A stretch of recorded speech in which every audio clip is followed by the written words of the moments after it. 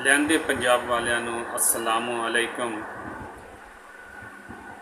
ते चढ़दे पंजाब वालियां नूं सत श्री अकाल। मैं डॉक्टर राशन नवीद अज फिर तुहाडी खिदमत विच अपनी एक लिखी हुई गज़ल लैके हाज़र होया ते मैं उम्मीद करदा कि पहले की तरह तुसीं अज भी मेरा मान रखोगे ते मेरी इस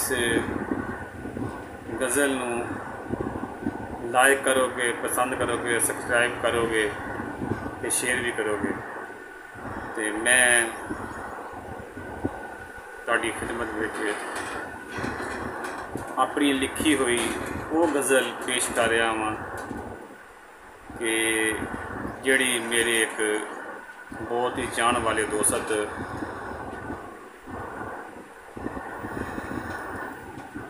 के नज़र कर रहा कि लो फिर सुनो। अज वो लोकां अगे झुक के रोया, अज वो लोकां अगे झुक के रोया, मेरे घर दा पता पुछ के रोया।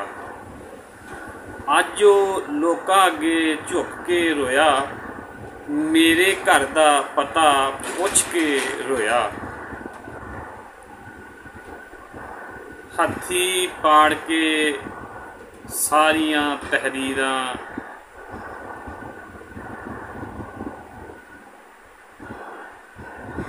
हथी पाड़ के सारियां तहरीरां फिर खत दे टुकड़े चुक के रोया। अज वो लोकां अगे झुक के रोया, मेरे कच्चे विहड़े विच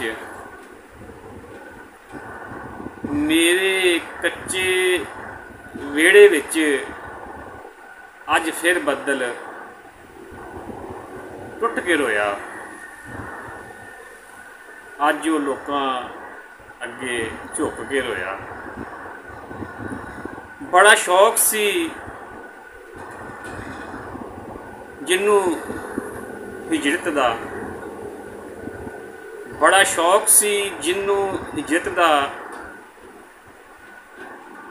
अज वो मेरे पिंडों उठ के रोया। अज वो लोकां अगे झुक के रोया। खून जिगर दा दे के पाले सी जेड़े, खून जिगर दा दे के पाले सी जेड़े, अज वो प्यार दे बूटे पुट के रोया। अज वो लोकां अगे झुक के रोया। आखिरी शेर अर्जा के साडी झोली हंझू पावन वाला, साडी झोली हंझू पावन वाला, अज राशिद अंदर लुक के रोया। अज राशिद अंदर कल्ला लुक के रोया। लोकां अगे झुक के रोया, मेरे घर दा पता पुछ के रोया, मेरे घर दा पता पुछ के रोया।